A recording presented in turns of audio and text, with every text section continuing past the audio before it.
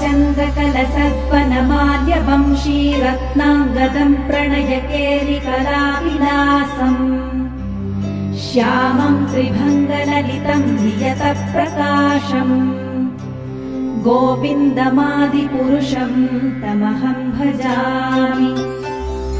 अङ्गानि यस्य सकलेन्द्रियवृत्तिमन्ति पश्यन्ति पान्ति कलयन्ति चिरम् जगन्ति आनन्दचिन्मय सदुज्ज्वल विग्रहस्य गोविन्दमादिपुरुषम् तमहम् भजामि।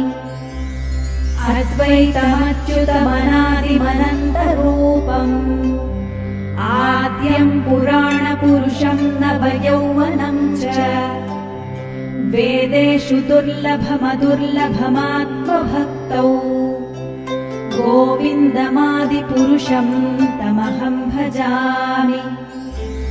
पन्थास्तु कोटिशतवत्सरसम्प्रगम्यो वायोरथापि मनसो मुनिपुङ्गवानाम् सोऽप्यस्ति यत्प्रपदसीम्यविचिन्त्य तत्त्वे गोविन्दमादिपुरुषम् तमहम् भजामि।